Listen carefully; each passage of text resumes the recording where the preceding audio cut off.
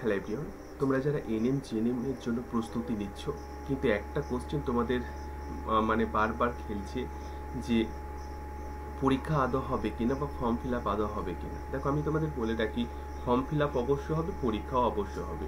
তো যারা কন্টিনিউভাবে প্রস্তুতি নিচ্ছে, অবশ্যই তোমাদের কিন্তু একটা উপকার রয়েছে, কারণ ফর্ম ফিল আপের পরে বেশি সময় কিন্তু তোমাদের দেবে না, অর্থাৎ ফর্ম ফিল আপের পরে পরীক্ষাটা তোমাদের শুরু হয়ে যাবে। তাই প্রত্যেককে রিকোয়েস্ট করব, ভালো করে দেখবে, ভালো করে বুঝবে আজকের ভিডিওটি, কারণ আজকের ভিডিওটি কিছু ইম্পর্টেন্ট টিপস রয়েছে যার উপর বেস করে তুমি কিন্তু স্কোর ভালো করতে পারো। দেখো, প্রথমত হচ্ছে টিপ নাম্বার 1, যে যদি নার্স তোমার স্বপ্ন হয় তাহলে কিভাবে তুমি সেটাকে কি করা উচিত বা কিভাবে তুমি সেটাকে পূরণ করবে। দেখো, যে কোনো একটা তোমাদের লক্ষ্য বা অ্যাম্বিশন থাকতে হবে।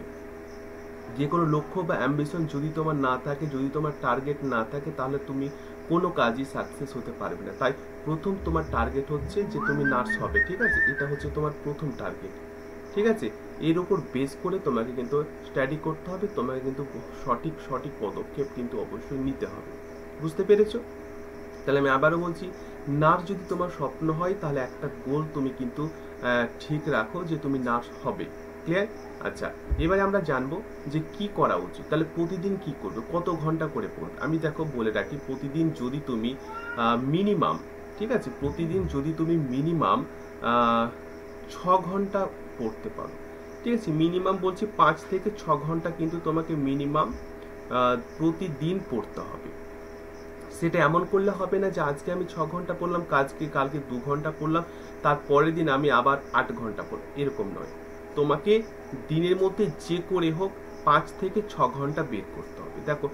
দেখো 3টে ভাগ তুমি করে নিতে পারো। একটা হচ্ছে আমাদের মর্নিং সেশন অবশ্যই তোমাকে 2 ঘন্টা বের করতে হবে, যে করে হোক মর্নিং সেশন। তুমি 5টার সময় ওঠো, 6টার সময় ওঠো, 4টার সময় ওঠো, তোমাকে কিন্তু 12টার আগে পর্যন্ত 2 ঘন্টা বের করে নিতে হবে। ওকে, আচ্ছা। তারপরে আমাদের ইভিনিং সেশনে আমাদেরকে দেখতে হবে, এখানেও তোমাকে 2 ঘন্টা বের করতে হবে, এখানেও 2 ঘন্টা। মানে ইভিনিং সেশন আমরা কিন্তু শুরু করব কটা থেকে? ইভিনিং সেশন শুরু করব আমরা 12টা থেকে রাত ধরে নাও যে 9টা পর্যন্ত, রাত 9টা পর্যন্ত। এই সেশনটার মধ্যে তোমাকে অবশ্যই 2 ঘন্টা কিন্তু বের করে নিতে হচ্ছে, ঠিক আছে? টাইম হচ্ছে 12টার পর থেকে সন্ধ্যে 9টা পর্যন্ত বা রাত 9টা পর্যন্ত। তারপরে যে নাইট সেশন আমাদের শুরু হবে, এখানেও তোমাকে 2 ঘন্টা কিন্তু রাখতে হবে, এখান থেকে 2 ঘন্টা রাখতে হবে, মানে আফটার ডিনার, ঠিক আছে? আফটার ডিনার করার পরে, ক্লিয়ার? আফটার ডিনারের পরে তোমার কিন্তু এখানে 2 ঘন্টা অবশ্যই রাখবে, মিনিমাম 6 ঘন্টা। এবার 6 ঘন্টার উপরে যে যেরকম ভাবে পড়তে পারবে, আরো বেশি তোমরা ইমপ্রুভ করতে পারবে। তো এটাই ছিল তোমাদের প্রতিদিন কত ঘন্টা করে পড়তে হবে। আচ্ছা, টিপ নাম্বার 3 হচ্ছে টার্গেট নম্বর কত রাখবে। অর্থাৎ 2024-এ যারা পরীক্ষা দিয়েছিলে, 3-তে যারা পরীক্ষা দিয়েছিলে, মোটামুটি একটা টার্গেট রেখেছিলে, কিন্তু এবারে যেহেতু কম্পিটিশন বেশি, পার্টিসিপেট বেশি করছে, বেশি জন পরীক্ষা দিচ্ছে, ঠিক আছে? এই কারণে তোমাকে দেখতে হবে যে টার্গেট কত নম্বর রাখবে তোমরা পরীক্ষার ক্ষেত্রে। আমি তোমাদেরকে বলে রাখি, দেখো, টার্গেটের জন্য আমি কিন্তু একটা নম্বর বিভাজন তোমাদের এখানে দিয়ে দিয়েছি, যাতে তোমাদের সুবিধে হয়। বুঝতে পেরেছো? যাতে তোমাদের প্রত্যেকের সুবিধা হয়, এই কারণে আমি একটা নম্বর বিভাজন দিয়ে দিচ্ছি। আশা করছি এটাতে অসুবিধা তোমাদের কারো হওয়া উচিত নয়, ঠিক আছে? দেখো, আমরা প্রথমত দেখবো যে জীবন বিজ্ঞানে দেখো 50 নম্বর তোমাদের হাসে, তোমরা সকলে যে আমরা কিন্তু 40 টার্গেট রেখেছি। ভৌত বিজ্ঞানে 10, ইংরেজিতে 13, অঙ্কে 10-এ 10 রাখবো, রিজনিং এ 5-এ 5, আর জিকে তে 10-এর মধ্যে 5 রাখবো। টোটাল আমরা দেখো এইভাবে নম্বর বিভাজন রেখেছি। পারলে তোমরা একটা স্ক্রিনশট নিয়ে নাও, কারণ এটাকে টার্গেট রেখে কিন্তু আমরা পরবর্তী স্টেপগুলোতে চলবো, ঠিক আছে? তো টোটাল আমাদের 33 হচ্ছে, না 83 হচ্ছে, কিন্তু আমরা অবশ্যই বলেছি বারবার যে 80+ কিন্তু পরীক্ষার ক্ষেত্রে টার্গেট রাখবো। যদি তুমি 80+ না রাখতে পারো, তাহলে কিন্তু তোমার যে স্বপ্ন রয়েছে সেটা স্বপ্নই থেকে যাবে, বাস্তবে কিন্তু পূরণ করতে অনেকটা তুমি ডিফিকাল্টে পড়ে যাবে। তাই নিজের স্বপ্নকে যদি তুমি বাস্তবে পূরণ করতে চাও, তাহলে এগুলো তোমাকে মেনটেন করতে হবে।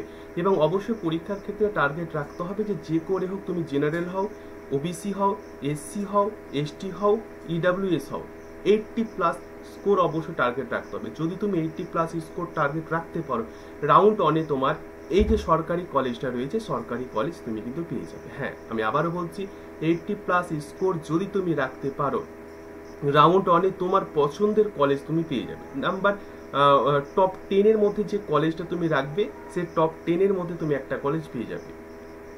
তো আমি আশা করবো ইনফরমেটিভ ভিডিওটি খুবই কাজে লাগবে তোমাদের।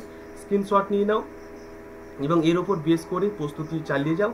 এবং সম্পূর্ণভাবে আমি ইউটিউবে ফ্রি ক্লাস তোমাদের প্রত্যেকের সুবিধার্থে করাই। যারা ম্যাথে দুর্বল রয়েছে, ইংলিশে দুর্বল রয়েছে, তোমাদের সকলের সুবিধার্থে ইংলিশে 15-র মধ্যে 13 পাবে এবং এই পাওয়াটা খুবই সহজ যদি তুমি ক্লাসগুলো আমার মনোযোগ দিয়ে দেখো। অঙ্কের মধ্যে অবশ্যই 10-এর মধ্যে 10 পাবে, কারণ যেগুলোর উপর বেস করে পরীক্ষায় প্রশ্ন হয় তার উপর আমি ক্লাস দিচ্ছি সম্পূর্ণ ফ্রিতে। ক্লাস দেখতে থাকো। ইনফরমেটিভ ভিডিওটি যদি তোমাদের একটু উপকারে লাগে, কাজে লাগে, লাইক করবে, চ্যানেলটি সাবস্ক্রাইব করে পাশে বেলটি অন করে রাখো। থ্যাংক ইউ, ভালো থেকো, অল দ্য বেস্ট।